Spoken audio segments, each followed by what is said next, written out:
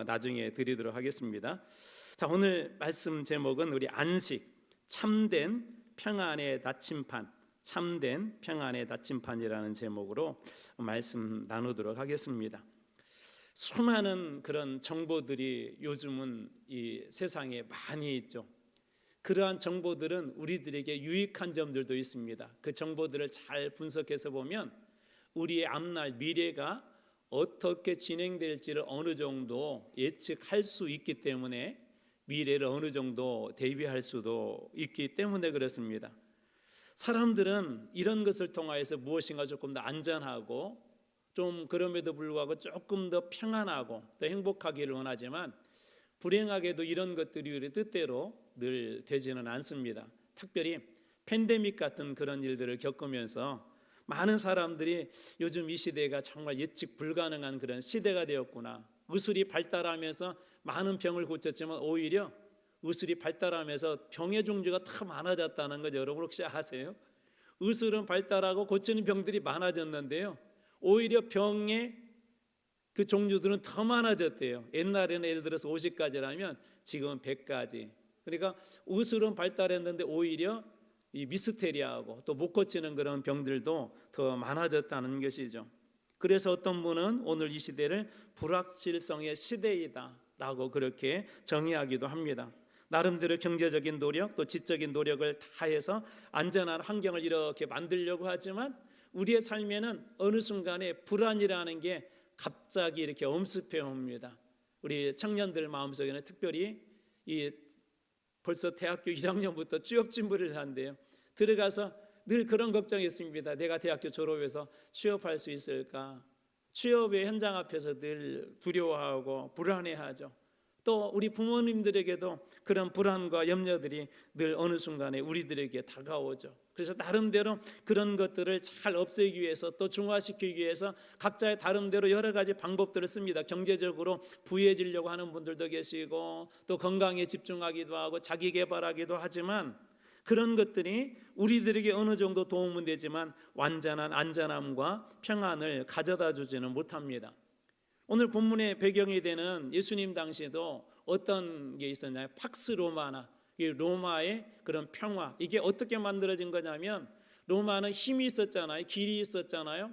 군사력이 있었고 돈이 있었고, 그런 걸 통해서 팍스 로마나, 로마가 가지고 있는 어떤 평화들을 꿈꾸었지만 그 평화의 근원은 어디에서 나온 거냐면 힘이었었어요. 물질적인 것이었었고 권력으로부터 그 평화는 강압적인 평화였던 것이죠. 오늘날에도 우리는 나름대로 여러 가지로 돈이 되었던 물질이 되었던 건강이 되었던 혹은 어떤 경제적인 지위가 되었던 이런 것들을 통해서 조금이라도 마음의 평안을 얻고 싶어하고, 부모님들은 자녀들이 조금 더 잘 되면 무엇인가 평안을 얻을 것이라고 그렇게 착각합니다. 그러나 환경을 잘 조성한다고 해서 우리의 인생의 폭풍이 사라지는 건 아니죠. 자녀들이 성공했다고 해서 돈을 많이 벌었다고 해서 잃었던 건강을 회복했다고 해서 우리의 인생의 폭풍이 사라지는 것은 아닙니다. 그렇다면 우리는 어디에서 이 진정한 안전과 평안을 누릴 수 있을까요? 오늘 본문의 말씀은 여러분들이 많이 읽으시고 아마 암송하신 분들도 있을 것이고 찬송을 통하여서도 은혜를 많이 받은 분들이 계실 것입니다. 중요한 주제는 한 단어로 줄여면 평안이라는 단어죠. 평안. 이 말씀은 이런 거하고 똑같습니다. 예수님께서 십자가에 달리시기 전에 제자들에게 주신 그 앞에는 성령에 대한 이야기를 하고요. 이제 내가 너희를 떠날 것인데, 그러니까 제자들 마음속에 두려움이 있었겠죠. 그동안은 예수님을 통하여서 함께 예수님께서 가셨기 때문에 귀신을 못 쫓아내면 예수님이 대신 쫓아내 주시기도 하고, 예수님 말씀으로 힘을 주시기도 하고, 풍랑을 잔잔하게 해주시고, 그런데 예수님이 떠난다고 하니까 제자들 마음속에 두려움이 있었습니다. 그러면서 너희에게 내가 성령을 보내주겠다. 그 성령의 이름은 뭐냐? 보혜사다. 보혜사. 파라클레시스. 곁에서 도와주는, 파라클레토스. 곁에서 도와준다라는 그런 의미가 있죠. 이것이 나중에 상담가라는 그런 단어로도 번역이 되기도 하고 돕는 자라는 그런 의미가 있습니다. 그래서 내가 육신은 내가 떠나지만 다시 성령께서 와서 너희와 함께 할 것이다, 그렇게 이야기해 줍니다. 그러면서 이어지는 말씀이 오늘 읽었던 이 본문의 말씀이세요. 그러니까 이 말씀은 어디에 속하는 거냐면 유언의 말씀인 겁니다. 예수님이 일종의 유언과 같은 그런 말씀을 해주셨을 때 주신 말씀이 오늘 이 본문의 말씀입니다.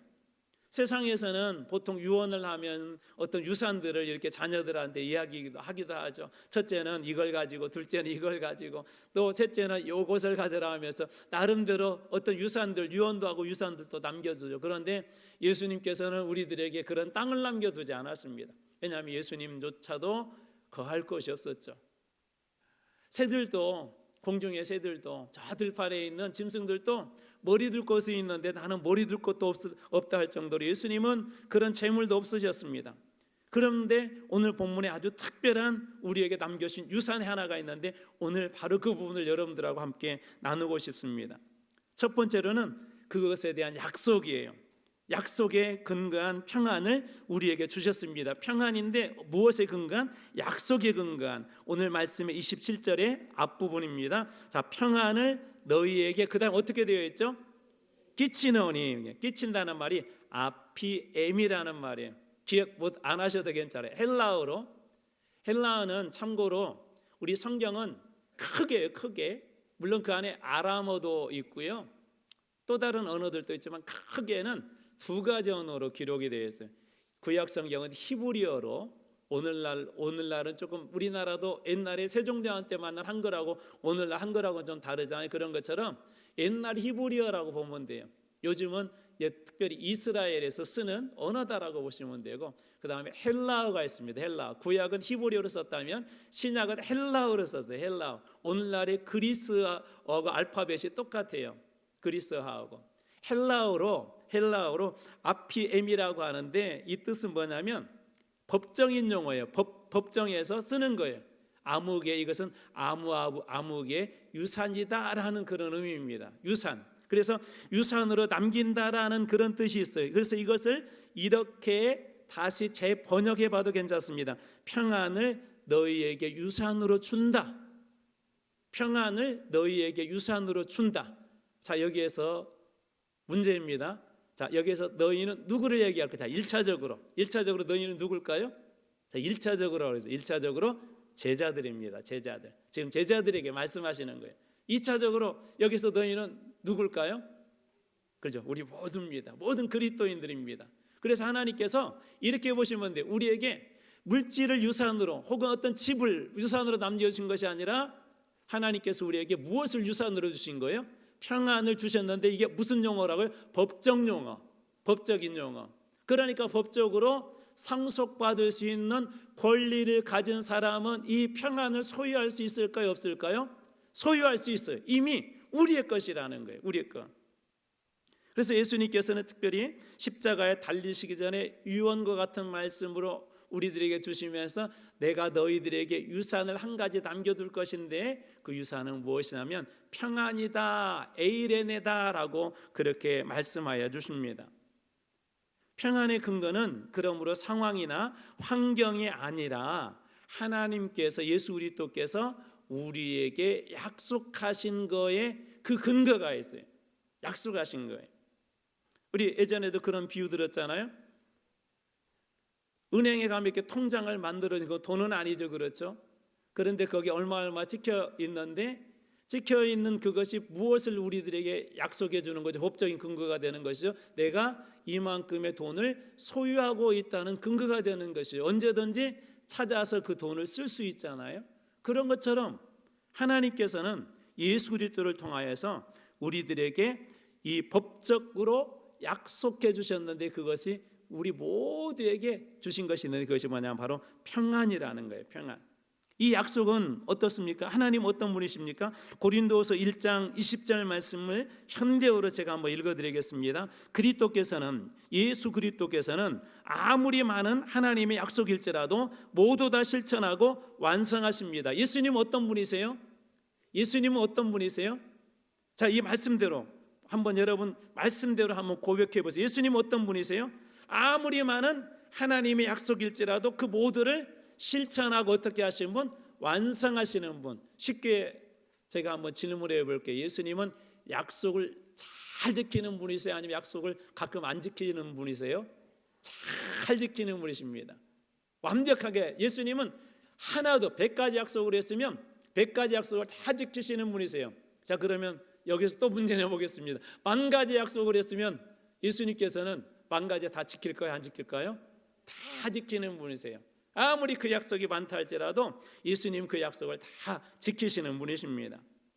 자, 그런데 자, 다시 앞으로 돌아가 봅니다. 자, 그렇다면 이 평안을 법적으로 우리들에게 상속받을 수 있는 권한을 주셨다고 그랬죠. 근데 상속받을 수 있는 자녀, 여러분들은 그 자격이 될까요, 안 될까요? 되죠. 우리도 하나님의 자녀이기 때문에. 누가 상속을 받죠? 누가 상속을 받죠? 우리 세상의 법에서는 1차적으로 누가 받죠? 가족들이 받죠. 배우자가 있으면 배우자가 받고 그 자녀들이 상속받지 않습니까? 로마서 8장 17절입니다. 자녀이면 또한 상속자, 곧 하나님의 상속자요. 자녀이면 또한 무엇이라고 이야기해요? 너희들이 자녀라면 너희도 무슨 자격이 있다는 거예요? 상속받을 자격이 있다는 것입니다. 그러니까 하나님께서 이미 우리 모두에게 이미 무엇을 다 주신 거예요? 평안을 다 주신 거예요. 근데 이런 것하고 똑같아요. 왜 그런데 목사님 저는 왜 이렇게 막 불안해요? 저는 왜 이렇게 지금 이런 상황에서 왜 힘들고 너무 불안해 죽겠어요? 이것이 어그러질까 봐, 이 사업이 어려워질까 봐, 취업 못할까 봐 왜 이렇게 불안하고 제 마음속에 평안이 없는 거죠? 이런 것하고 비슷해요. 뭐냐면 아주 오래전에 일본에서 있었던 일인데요. 지하철에서 한 노인이 돌아가셨어요. 한겨울에 추워가지고. 보통 그런 분들은 무엇이 없죠? 일반적으로 돈이 없죠. 돈. 일반적으로 돈이 없잖아요. 그래가지고는 이제 공무원들이 가가지고 그 신고를 받으니까 가서 보니까 그렇게 돌아가셔가지고는 이제 이분의 장례를 국가에서 이렇게 간소하게 해주잖아요. 하는데 거기에서 유품 중에 뭐가 나와요? 통장이 하나가 나왔는데 그 통장에 그때 당시 오래전인데 한 3억 정도가 이렇게 찍혀 있더래요. 그 정도면 그때 당시에요. 조금 뭐 도쿄 같은 그런 것 아니더라도 조금만 나가면 뭐 아파트 하나 정도, 그리고 평생 그래도 뭐 사실 수 있는 그런 돈인데 그렇다는 거예요. 가지고 있는데도 어떤 게 쓸 줄 모르는 거죠. 또 이런 이야기도 예전에 한번 들어보셨을 것 같아요. 아들이 사우디, 옛날에는 중동에 가서 우리 그 아버지, 저희 아버지 세대 많이 가서 일하시고 그러셨잖아요. 또 베트남전에 가서도 이렇게 전쟁터에 가가지고는 거기에서 돈을 이렇게 전신환으로 집에 붙여주고 그랬잖아요. 많이 그렇게 중동에서 돈을 벌어가지고 어머니 홀로 사시는 어머니한테 매번 붙여드렸는데 뭐 요즘 같은 데는 뭐 바로 뭐 통장으로 들어오고 카드로 찾으니까 괜찮은데 그때 당시에는 전신환이었는가 봐. 이렇게 쪽지. 저도 군대에 있을 때 저희 어머니가 우편환인가요? 그때 당시 우체국에서 이거 거기에 얼마 써주면 그걸 가지고 우체국 가서 현금으로 바꿀 수 있었거든요. 집에 와서 보니까 어머니가 추운 겨울에 추운 데서 주무시고 있는 거예요. 아니 어머니 제가 돈 많이 보내드려야 했더니 어머니가 그랬더니 양이놈아 네가 언제 나한테 돈 보냈냐? 쓰잘데기없는 쪽지만 보냈더만. 그냥 그거 어디 두었는지 봤더니 장판 밑에다 이렇게 두었대. 봤더니 그 안에 전신환이 이렇게 있는 거예요. 돈이 있는 거예요. 돈이. 그것이 돈을 아들이 보냈는데도 알지도 못하고 쓰지도 못하고 이미 자기에게 풍족하게 한겨울을 따뜻하게 보낼 수 있는 풍족한 그런 물질이 있음에도 불구하고 알지 못하기 때문에, 그게 돈이라는 걸 알지 못하기 때문에 하나님께서 우리에게 그런 평안을 주셨는데도 우리가 알지 못하기 때문에 그런 평안을 누리지 못하는 것입니다. 분명한 것이 있어요. 하나님께서 평안을 너에게 끼친다는 건 뭐예요? 상속으로 우리에게 유산으로 예수를 통하여서 다 주셨다는 것입니다. 그리고 그 자녀들은 다 뭐라고요? 다 상속자이기 때문에 그것을 받을 수 있는 권리가 있어요, 없어요? 권리가 있다는 거예요. 우리 모두 다 그 권리가 있다는 것입니다. 자, 그런데 이 평안은 두 번째 중요한 특징이 하나, 좀 독특해요. 하나님이 주는 평안은 좀 독특합니다. 오늘 말씀의 27절의 가운데 부분입니다. 곧 나의 평안을 너희에게 주노라. 자, 여기 보면 평안인데 누구의 평안이라고 그러죠? 나의 평안, 예수 그리스도의 평안을 주신대요. 평안을 너희에게 주노라. 자, 그 다음에 또 독특한 게 하나가 있어요. 내가 너희에게 주는 것은 세상에 주는 것과 같다, 같지 않다? 같지 않다. 세상에는 언제 우리가 평안을 얻게 되죠? 건강에 문제가 있을 때는 의사 선생님이 다 고쳐줬을 때 이제 괜찮습니다라고 얘기할 때 마음이 안정이 되죠. 사업을 하는 사람들에게 돈이 부족할 때는 돈이 가득 통장에 있으면 마음속에 어떤 평안이 찾아오죠. 남자들은 밖에 나갈 때 지갑이 든든해야 마음이 평안하대요. 여러분도 그런 적 있죠. 친구들 만나러 갈 때 지갑에 좀 돈이 부족하면 여러 가지 막 머릿속에 고민되잖아요. 커피라도 한 잔 사야 될 터인데, 오랜만에 만났는데 밥이라도 한 잔 사야 될 터인데, 그 마음속에 만났는데도 막 불안하죠. 그런 불안함들이 우리들에게 있지 않습니까?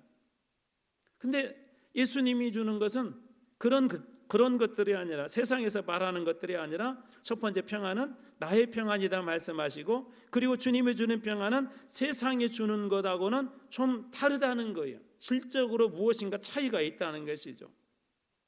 더 하나 또 중요한 의미가 하나가 있습니다. 여기 주노라라고 하는 이 말이 있는데요, 근데 이것은 시제가 좀 중요해요. 시제, 현재 분사형입니다. 무슨 말이냐면 예수님께서 제자들에게 평안을 너에게 주노라 했을 때 그 준다는 게 거기서만 끝나는 것이 아니라 지금도 ING 계속해서 이 말씀을 믿는 사람들에게는 받을 수 있도록 계속해서 그 문을 열어놨다는 거예요. 누구든지 하나님의 자녀이며 예수 그리스도의 자녀이면 그 평안을 누릴 수 있도록 지금도 계속해서 부어주고 있는 거예요. 이것이 주노라, 헬라어로 디돔이라는 말인데 그런 뜻이 이 속에 들어 있습니다. 여러분, 하나님의 말씀은 그때 당시 구약의 시대 사람들에게만 적용되는 게 아니라, 하나님의 말씀은 신약 시대 사람들에게만 적용되는 것이 아니라 오늘 여러분들에게도 계속 유효한 걸 믿으시기 바랍니다. 그러니까 이 평안도 오늘 우리들에게 유효한 거예요. 세상이 주는 평안이, 우리는 세상에서 누리는 평안하고 좀 다를 수는 있어요. 왜? 초대교회에 이런 보고서가 있다고 그랬잖아요. 많은 사람들이 예수를 이렇게 믿겠다고 하니까 나중에 로마 정부에서 엄청난 그런 핍박을 가하면서, 그래 너희들 끝까지 예수 믿겠다고 하면 저 굶주린 사자들에게 던져놓을 거야. 어느 가족이 이렇게 붙잡혀 왔어요. 붙잡혀 왔는데 어린아이까지요, 막 사람들이 막 열광하고 그런 경기장 안에다가 굶주린 사자를 거기다 풀어놓는데, 이 가족 5명의 가족을 그 안에다가 집어넣고는 조금이면 이제 이 굶주린 사자들이 이렇게 풀어놓을 거예요. 그런데 어린아이까지도요, 그 자리에서 아이들은 울잖아요. 아이들은 특별히 더 두려워하잖아요. 그 사자의 울음소리가 얼마나 두려웠겠어요. 근데 아이들도 평안하게 이렇게 순교를 하더래요. 가만히 들어보니까 엄마하고 아빠하고 아이들이 대화를 하는데 이런 대화를 하더래요. 엄마, 아빠, 우리 여기에서 죽으면 천국 가지? 그래, 우리 죽으면 반드시 천국 가. 이 땅에서는 고통도 있고 아픔도 있고 이런 핍박도 있지만 하나님 나라는 이런 거 없어. 아이 얼굴이 표정이 달라지더래요. 로마의 황제가 너무나도 이상해가지고, 왜 그리스도인들은 저렇게 순교를 당하는데도 왜 저렇게 전부 다 평안하게 죽지? 왜 그것을 이렇게 담담하게 받아들이지? 그래서 한 군인한테 그 조사를 이렇게 시켜봤대요. 근데 이 군인이 전국적으로 이렇게 조사를 하고 다니면서 여러 가지 추정을 했을 거 아니에요. 저 사람들이 혹시 죽기 전에 신비한 무슨 약을 먹고 마약 같은 것을 이렇게 먹고 그래서 저런 죽음 앞에서도 두려워하지 않는가? 여러 가지 상상을 하고 그것을 추정하고 하나 둘씩 이렇게 재해봤는데 딱 어떤가 하나도 이유가 그들이 생각한 것하고 맞은 게 없더래요. 그러면서 그 로마의 장교가 마지막에다가 딱 이렇게 했어요. 만약 이유가 있다면 딱 한 가지인데 그들이 믿는 예수라는 사람 때문인 것 같습니다. 세상에서도 이해할 수가 없는 거예요. 어떻게 저 사람은 저렇게 평안할 수가 있지? 왜 그럴까요? 하나님의 자녀이기 때문에, 하나님이 주신 그 평안함이 있기 때문에 그런 거예요. 여러분, 주님의 이름에 그와 같은 권세가 있는 걸 여러분 믿으시기 바랍니다. 하나님은 어떤 분이세요? 우리에게 모든 걸 다 주시는 분이세요. 우리가 잘 아는 말씀 중에 특별히 오늘 이 저녁에 한번 이 말씀 붙잡고도 여러분 기도했으면 좋겠는데, 여러 번 여러분들에게 소개해서 기도할 때마다 마태복음 21장 22절 너희가 기도할 때 무엇이든지 믿고 구하는 것은 다 받으리라 하시니라. 너희가 기도할 때 무엇이든지 믿고 구하는 것은 일부만 주실 것이다? 조금 더 많이 줄 것이다? 아니죠. 다 받을 것이다. 안산에 어느 교회 집사님이 갑작스럽게 이렇게 수술을 하게 되었어요. 두려운 마음이 있어가지고는 외출을 끊어가지고 주일날 교회 가서 목사님 기도받고 이렇게 오겠다고. 근데 교회가 큰 교회거든요. 이 집사님이 외출을 해가지고 이렇게 와서 이제 예배를 드리고, 예배 끝나고 나면 목사님 앞에 가서 이렇게 기도받아야지 그랬는데, 그게 큰 교회에서는 좀 사실 쉽지 않거든요. 목사님 만나는 분들도 많고 또 기도받는다는 건 더욱더 이렇게 쉽지가 않습니다.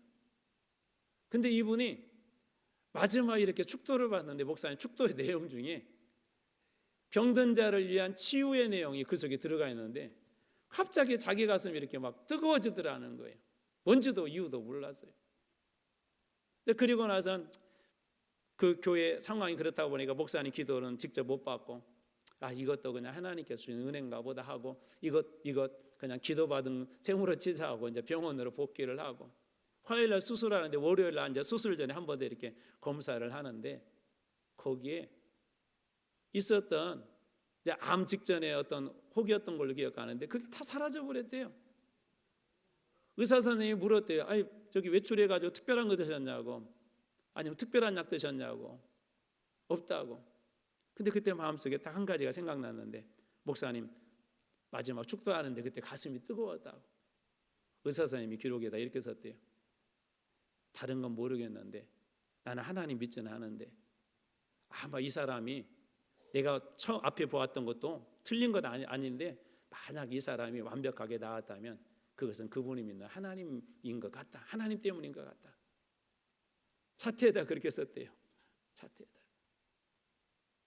여러분, 하나님은 어떤 분이세요? 우리가 기도할 때 응답해 주시는 분이세요. 하나님은 어떤 분이세요? 우리에게 일용할 양식을 주시는 분이세요. 하나님은 어떤 분이세요? 약속하신 바를 반드시 이루신 분이세요. 하나님은 어떤 분이세요? 지금도 축복해 주시는 분이 우리 하나님이신 걸 믿으시기 바랍니다. 오늘 말씀대로 보자면 하나님은 어떤 분이세요? 지금도 우리들에게 세상에 줄 수 없는 평안을 주시는 분이 우리 하나님이십니다. 이렇게 막 태풍이 치고 풍랑이 일면 바다 표면과 깊은 심해는 엄청난 차이가 있어요. 얕은 바다는 속에도 물이 좀 출렁거리지만은요, 심해 깊은 바다는 그때서 아무리 큰 막 태풍이 일고 풍랑이 일어도요, 심해는 고요합니다. 물의 흐름이 똑같습니다. 깊이가 있기 때문에 그런 것입니다. 마찬가지로 인생에 하나님께 주시는 평안을 누리는 사람은 어떠한 풍랑 가운데 세상은 흔들릴 수 있지만, 내가 이끄는 옷자락은 흔들릴 수 있지만 우리 영혼 깊숙한 것은 결코 흔들 수 없는 것이 하나님의 평안입니다. 이 평안이 여러분에게 주신 것을 믿으시기 바랍니다. 오늘 주님께서 그 말씀하시는 거예요. 세 번째로 중요한 것이 있어요. 하나님께서 우리들에게도 이 평안을 유산으로 주셨고, 또 그 평안을 붙잡은 사람들은 세상이 주는 평안하고 하는 특별한 그런 평안을 우리가 소유했다 했는데, 세 번째로 중요한 것이 있습니다. 그것을 의지적으로 결단하는 거예요. 이런 거예요. 통장에 돈이 있어도 그 통장, 예를 들어서 마켓 가서 이렇게 내밀면 그것 가지고 뭐 주지는 않죠. 물론 요즘은 크레딧 카드나 그런 카드가 있어서 가능하지만 통장 자체는 주지 않아요. 그거 어떻게 하면 되죠? 돈으로 찾으면 되죠. 여기 의지적인 결단이라는 일종의 그런 것입니다. 오늘 말씀의 27절의 뒷부분입니다. 너희는 마음에 근심하지도 말고 두려워하지도 말라. 근심하지 말라. 타라세스토라는 말이에요. 타라세스토. 흔들리다, 동요하다라는 그런 의미가 있어요. 너는 너희의 마음이 흔들리지 않도록 해라. 무슨 얘기냐면 고정해라는 거예요. 배도 흔들리지만 어떻게 하죠? 꽉 묶어놓죠. 마음을 뒤흔들지 못하도록 마음의 문을 지키고, 큰 배가 닻을 내려서 그 배가 흔들리지만 그 자리를 지키는 것처럼 하나님께서 우리들에게 주신 말씀 뭐냐면 우리의 마음이 흔들리지 않도록, 다른 것에 빼앗기지 않도록, 다른 것에 흘러가지 않도록 그것을 지켜라고 그렇게 이야기합니다. 이건 뭐냐면 감정의 문제가 아니라 의지적인 선택을 하라는 거예요. 상황은 흔들리는데 하나님께서 나에게 평안을 주셔서, 하나님께서 이미 나에게 평강을 주셔서 나는 그럼에도 불구하고 이걸 선택할 거야 라는 겁니다. 일종의 이런 것하고 똑같아요. 다니엘에게도 막 그런 흔드는 것들이 있었다고 그랬잖아요. 왕 외에 다른 신에게 전을 하게 되면 사자굴에 던져져야 되죠. 두렵죠. 우리들에게도 그런 일이 있으면 그럴 거예요. 앞에 상황은 계속 그렇게 그를 두렵게 할 거예요. 그런데 그는 어떻게 하죠? 선택을 하죠. 다니엘의 세 친구들도 그런 적이 있었죠. 그런데 이렇게 고백하죠. 그리 아니하실지라도 하나님께서 저희를 살릴 것입니다. 설령 그리 아니하실지라도 저는 흔들리지 않습니다. 하나님 믿는 믿음에서 흔들리지 않을 것입니다라고 그 마음을 정합니다. 우리 시편의 찬양에도 그런 고백이죠. 내 마음을 정하였습니다. 바로 그것이 근심하지도 말고라고, 두려워하지도 말고라는 그 뜻이 바로 그런 의미입니다.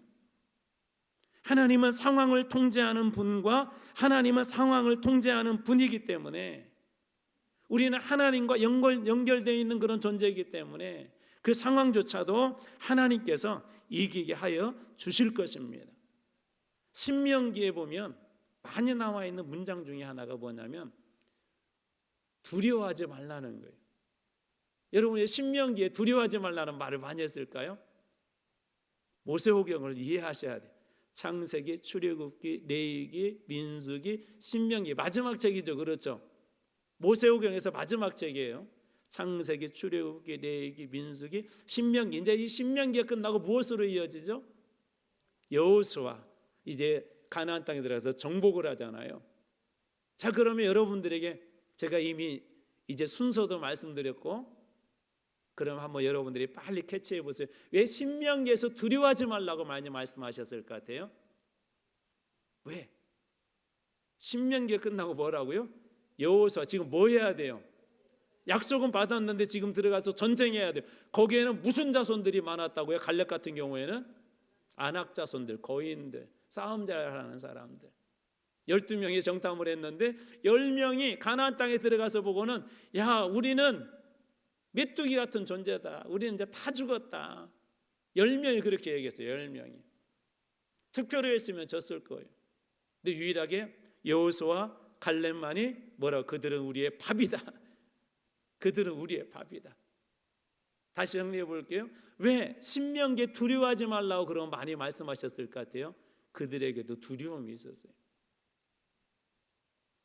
들어가서 싸워야 되고, 싸우다 보면 전쟁이라는 것은 어떤 일이 일어날 수 없는 그런 두려움들이 있었죠.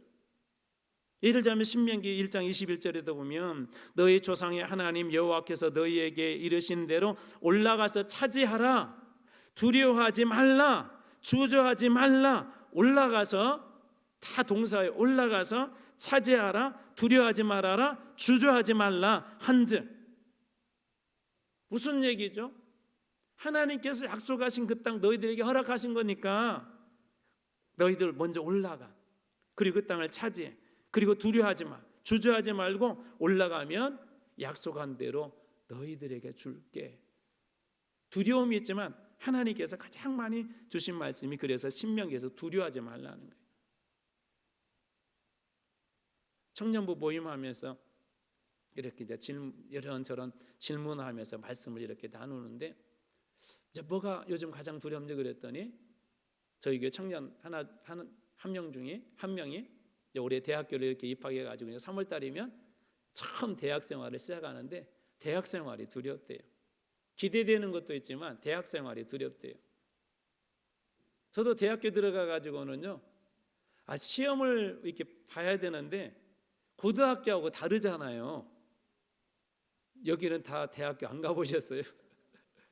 다르잖아요. 뭐 고등학교까지만 하더라도 거의 뭐 선대형이나 그다음에 단답형, 요즘은 많이 달라졌지만, 근데 대학교 들어갔더니 저희 한 교수님은요, 큰 A3인가요? 그것보다 좀 작은 큰 시험지를 앞뒤가 비어있는 것을 석 장을 줘서 6페이지를 써래요. 별로 놀래지도 않으시네. 6페이지. 시험 공부한 내용도 그 정도 한 6페이지를 써요. 그래서 처음 시험을 보는데 걱정이 됐어요. 시험 문제는 어떻게 나오는지. 근데 걱정을 안 하는 친구들이 있더라고요. 물론 걱정은 하는데 걱정을 덜한 친구들이 있더라고요. 왜 걱정 덜 할까요? 둘 중에 하나예요. 공부를 포기했거나. 근데 이런 친구들은 조금 걱정을 덜 해요. 족보를 가진 친구들. 족보. 선배들이 예전에 봤던 그 시험 문제들 이렇게 하고 답안을 정리하는 선배들이 준 족보를 가지고 있는 사람들은 좀 덜 걱정하더라고요. 왜요? 경향을 알잖아요. 그리고 가끔 우리 공무원 시험도 마찬가지로 기출 문제 조금 꼬아서 나오잖아요. 그러니까 그 안에서만 공부해도 F는 받지 않습니다. 이 친구들은 걱정을 하잖아요. 왜요? 이미 경향을 알아. 어느 정도 답을 예상하고 있고 예상 문제들 본인들이 만들어 가지고 또 거기에 대해서 시험 준비를 하고. 여러분, 성경은 어떤 것들이죠? 우리에게 이미 믿음의 사람들이 어떻게 승리했는지를 우리에게 다 보여주는 그런 말씀입니다. 우리 지난 시간에도 그 말씀 나눴었어요. 주일날 히브리서 11장에 믿음의 증인들이 16명이 등장하는데요. 이 사람들이 보여준 게 뭐야? 이렇게 하니까 이렇게 돼. 야, 너희들 앞에 미래 불확실하지? 아브라함도 불확실한 곳으로 갔어. 그것도 두려움이 있었잖아. 그런데 어떻게? 말씀대로 순종하며 갔잖아. 사라도 웃었어. 그런데 어떻게? 그 나이 많은 그 할머니가 아기를 가져서 믿음으로 그렇게 한 거야. 그것을 증명해 준 사람들이죠. 이미 하나님께서 우리들에게 수많은 기출 문제와 정답들을 성경의 인물을 통하여서 다 보여주신 거예요. 여러분, 오늘 이 평안에 대해서도 마찬가지입니다. 왜? 제자들 당시에는 더 큰 그런 핍박들이 있었죠. 제자들 당시에는 더 큰 어려움들이 있었죠. 그들에게도 여전히 순결하는 게 있었고 두려움의 상황들이 있었음에도 불구하고 그들이 복음을 들고 갈 수 있는 가장 중요한 중에 하나는 뭐냐면 주께서 너와 함께 하심이라. 어두운 길도 저희 아버지하고 함께 가니까 두렵지 않더라니까는요. 귀신 얘기 많았을 그때, 저는 어렸을 때 귀신 얘기 많이 들었어요. 똥통에서 일 보면 빨간 유주 줄까 노란 유주 줄까. 혹시 이 동네도 그런 전설의 고향 같은 얘기 있었습니까? 가는데 막 무섭더라고요. 어두운 산길을 가는데 이 산이니까 막 주변에 묘지 있는데 막 거기서 갑자기 전설의 고향처럼 막 관이 딱 일어서 가지고 옥녀라고 하는 그런 드라마 혹시 아세요? 옥녀? 여전히 옛날에도 텔레비전 안 보시고 그냥 말씀만 읽으셨나 보다. 거기에 어떤 장면, 저는 지금도 막 무서워가지고 그때 무서워가지고 기억하고 있는데요. 이 사람이 죽어가지고 무덤에다 이렇게 묻었거든요. 한밤중에 찾아갔는데 갑자기 관이 딱 일어서더니 거기서 관 뚜껑이 열리고 사람이 살아서 나오는 거예요. 지금까지도 그게 기억해요. 옛날에는 그런 얘기들이 많았어요. 산길을 가는데 얼마나 숲이 우거졌는지 보름달이 떠 있는데도 캄캄한 그 산길 주변에 무덤이 그렇게 무섭더니 아버지와 가니까 안 무섭더라고요. 여러분, 주님께서 오늘 새롭게 시작하는 우리 중에 이제 초등학교 막 들어가는 우리 아이도 있고 또 중학교로 또 고등학교로 혹은 또 우리 대학교로 또 대학교에서 직장이라는 것으로 또 어른들은 우리 각자 나름대로 우리 앞에 있는 새롭게 걸어가야 될 그런 길들이 있을 것입니다. 그때 이것을 기억하세요. 평안을 너에게 이미 내가 유산으로 주었다.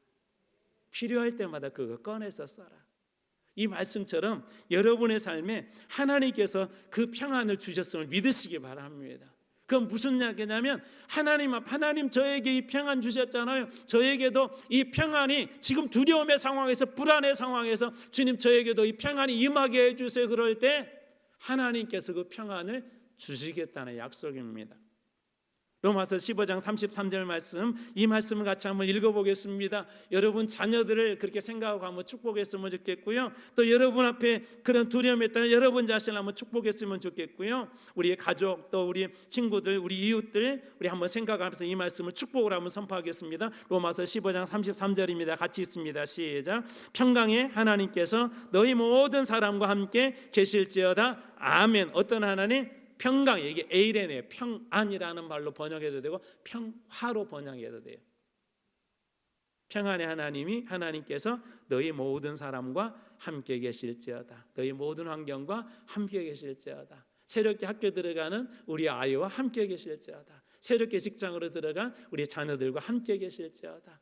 새로운 인생의 계획을 꾸고 새로운 길로 가는 여러분들과 함께 계실지어다. 여러분 기억하십시오. 주님께서 5, 1년 동안, 아니 우리 남아있는 이제 3월부터 한 10개월 남아있죠. 하나님께서 이 평안으로 여러분에게 주심으로 여러분이 가는 길에 두려움이 있고 여전히 풍랑일지만 평안을 주시는, 평강을 주시는 그 하나님으로 말미암아 두려움에서도 흔들리지 않은 그런 믿음의 사람들 여러분들 다 되시길 주님의 이름으로 축원합니다. 오늘의 우리 한 문장입니다. 같이 한번 읽겠습니다. 따라서 한번 할 거예요. 하나님이 주신 평안 속에 거하면 불안과 두려움은 없어집니다. 같이 한번 읽어볼까요? 시작. 하나님이 주신 평안 속에 거하면 불안과 두려움은 없어집니다. 아멘. 우리 이렇게 한번 축복하도록 하겠습니다. 주님 안에서 평안하세요. 옆에 분에게. 아멘. 여러분 그 축복으로 두려움의 역사가 다 물러가게 될 줄로 믿습니다. 오늘 이 저녁에 특별히 이따 기도할 때요, 우리 처음 학교 들어가는 친구들이 있어요. 우리 초등학교 들어가는 친구 한번 손 들어봐요. 목사님 알고 불어. 우리 채훈이 기억해 주세요. 채훈아, 초등학교 들어간 거 설레? 설레기도 하지만 아마 두려울 것 같아요. 유치원만 나요. 또 우리 중학교 들어가는 친구 있죠. 중학교. 아, 네, 우리 손 높이 든 친구들 축복합니다. 우리 3명. 우리 아윤이던가, 미안해 목사님, 아윤이던가요? 은율이, 미안해 막내가 그럴까. 우리 은율이, 그 다음에 목사님 눈이 좀 잘 안 보여. 예진이, 채원이, 우리 3명의 아이들. 고등학교 들어가는 친구도 있던가요? 고등학교. 아, 네네네, 온유. 어떻게 거기는 또 3년 차이가 나가지고 돈 많이 버셔야 될 것 같아요. 이게 대학교 어렵더라고요. 3년 차이가. 같이 대학교를 다니니까. 우리 온유 고등학교들하고 또 우리 대학교 들어가는 우리 친구도 있거든요. 오늘 여기는 안 보이는 것 같은데 우리 시연이, 맞죠? 우리 시연이, 우리 이 친구들이 다 한번 기도했으면 좋을 것 같아요. 애들도요 나름대로 두려워요. 가서 어떻게 학교 생활을 할까, 여러 가지. 여러분 오늘 이전에 기도할 때 우리 아이들이 그 평안을 가지고 그 평안을 누리고 그 학교 생활 중에서도 또 승리하게 될 줄로 믿습니다. 우리 내일 저녁에 파송에 대한 말씀 한번 나누겠지만 오늘 저녁에 한번 여러분들이 그 부분들도 이따 기도해 주시면 감사하겠습니다. 제가 먼저 기도하겠습니다.